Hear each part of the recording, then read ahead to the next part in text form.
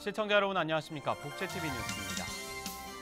장마 전선이 북쪽으로 물러가면서 사실상 올여름 장마가 종료됐습니다.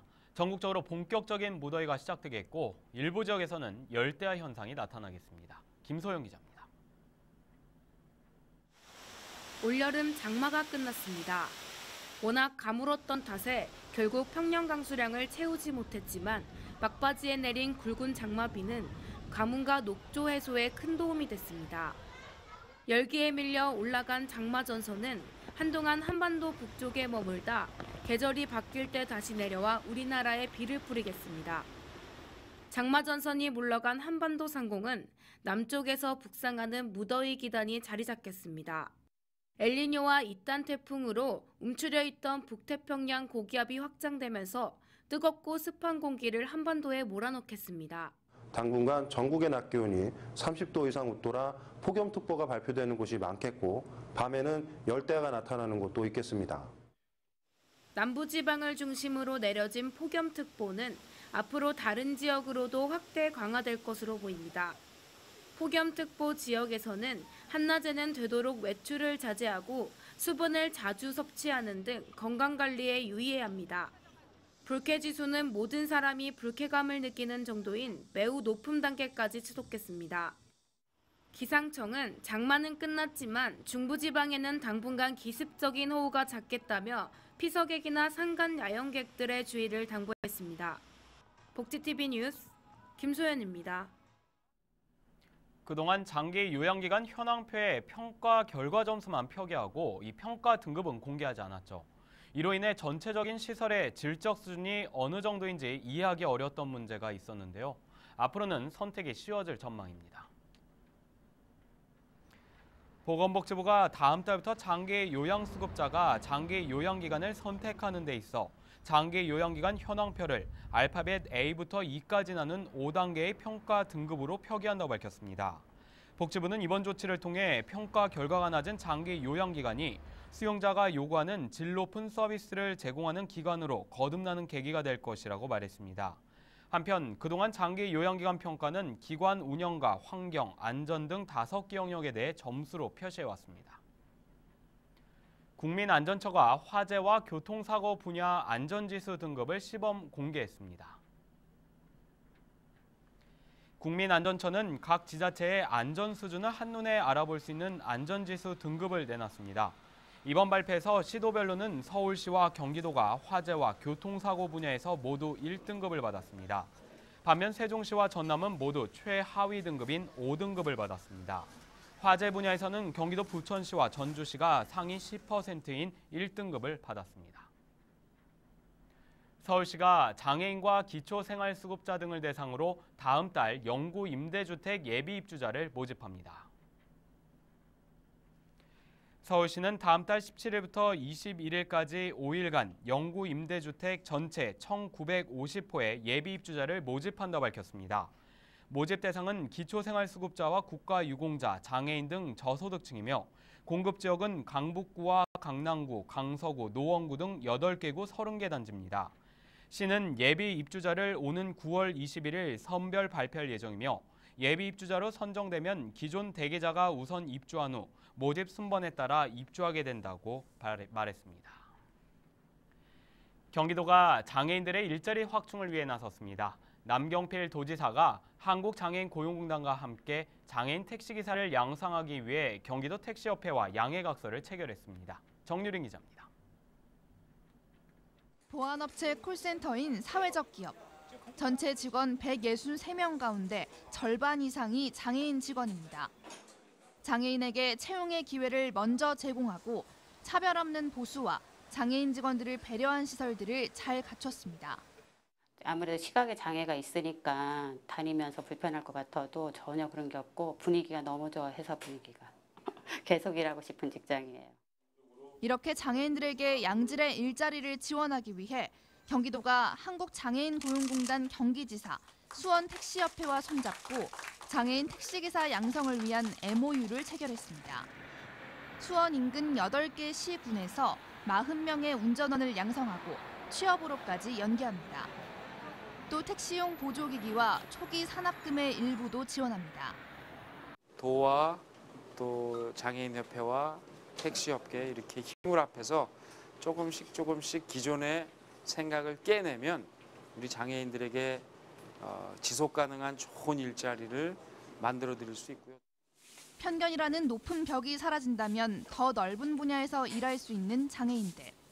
경기도는 앞으로 취약계층에 대한 일자리 창출을 위해 기업 내 사회적 서비스를 활성화하는 등 창조적인 장애인 일자리 창출을 만들어 나갈 계획입니다. 복지TV 뉴스 정유린입니다. 경기도가 경기도용 임대주택인 따복하우스를 확대하기 위한 정책을 내놓겠다고 밝혔습니다.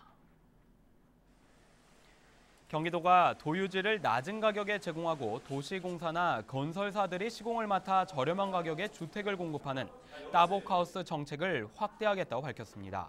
이에 따라 도는 앞으로 사회초년생과 주거 환경이 열악한 도민들에게 공유지를 활용해 따복하우스 공급 방안을 추가 검토하겠다고 말했습니다. 한편 경기도는 지난 29일 안양시 만안구 안양동에 첫 따복 희망마을 입주식을 가졌습니다. 의학적 기준이 강조된 장애 등급제 문제점에 대한 뉴스가 지속적으로 보도되고 있는데요. 이 같은 기준에 묶여 자신이 원하는 서비스를 받지 못해 하루하루를 고통 속에 살아가고 있는 사례자를 이솔릭 기자가 만나봤습니다. 이게 안 돼요. 이게 안 됩니다. 이게 안 돼요. 옷가지가 널브러진 방 안에서 상의를 갈아입기 위해 고군분투하는 조영길 씨. 그의 팔은 어깨 위로 올라가지 않습니다. 조 씨는 좌측 족관절 강직과 양측 경관절 강직 등 종합장애로 지체장애 5급 판정을 받았습니다. 조 씨가 자주 사용하는 물건들은 바닥에 모두 내려와 있습니다. 또한 발목 강직으로 목발 없이는 제대로 된 걸음을 걸을 수 없으며 경추 수술 후 발생한 후유장애로 매일을 고통 속에 살아가고 있습니다. 정신이 오락가락해요. 그 정도로? 예, 좀 심할 때는 길가에서 서 있다가 와야 돼요. 11시나 12시 돼야 이제 눈이 잠이 오면 그때 조금 잠깐 한두 시간 자요. 지속 시간이 어느 정도 통증력 되시면? 그게 오면요, 이거는 조금 가라앉는 것뿐이 없어요. 현재 조 씨에게 필요한 것은 자신의 상황에 맞는 제대로 된 서비스입니다. 조 씨의 같은 경우 의학적인 검사 결과로만 판단하면 정부에서 규정하고 있는 장애 등급 기준에서 벗어난 등급 외이기 때문에 높은 등급의 장애 등급을 받을 수 없습니다. 쟤네들이 저기로 나온다고 하긴 나오지도 않고 저기도 안 하고 그러니까 내가 어떻게 무거운 거 드는지 하는지 쟤네들이 저기 할 수 보는 게 아니잖아요 실제로. 근데 무거운 거 들 수 있니 어쩌니. 조 씨는 지난 4년간 매년 장애 등급 심사를 준비하고 있습니다. 이를 위해 많은 시간과 돈을 들여 결과가 나올 때까지 기다려야 하지만 답은 달라진 적이 없습니다. 무슨 말로는 복지 어쩌고 말로만 복지만 하면 뭐합니까? 혼자 사는 사람이 어떻게 살아갈 길이 없잖아요. 조 씨에게 필요한 것은 높은 장애 등급일까요? 복지 서비스일까요? 의학적인 기준에 묶여 개인의 생활과 욕구는 반영되지 않은 장애 등급제. 진정한 폐지를 논의해야 할 때입니다. 복지TV 뉴스 이솔립입니다.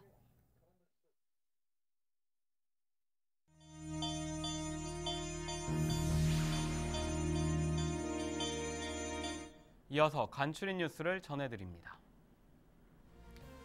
한국사회복지공제회가 오는 12월까지 전국 70개 사회복지시설에 대해서 무료로 안전점검을 진행합니다. 이번 안전점검에는 공제회는 시설에 대한 개보수와 기능보강 예산 신청 시 참고 자료로 활용할 수 있는 결과 보고서를 제공할 예정입니다. 서울시가 기부천사 가수 김자훈과 함께 희망나눔 캠페인송과 뮤직비디오를 제작할 재능 있는 서울시 고등학생을 모집합니다. 시는 오는 10월 4일 오디션이 진행될 예정이라며 서울시내 재학 중인 고등학생은 누구나 참여 가능하다고 말했습니다. 부산에서 다음 달 6일부터 8일까지 제10회 부산 장애인 미디어 축제를 개최합니다. 이번 축제는 부산 시청자 미디어 센터에서 열리며 축제 기간 동안 총 8편의 작품이 상영됩니다. 특히 이번 축제에서 상영되는 모든 영화에는 화면 해설과 자막이 제공됩니다. 인천시가 장애인 활동 보조인 교육기관을 추가 지정하기 위해 운영기관 1개소를 공개 모집합니다. 시는 다음 달 18일부터 19일까지 인천시청 장애인복지과에 직접 방문해 접수하면 된다고 말했습니다.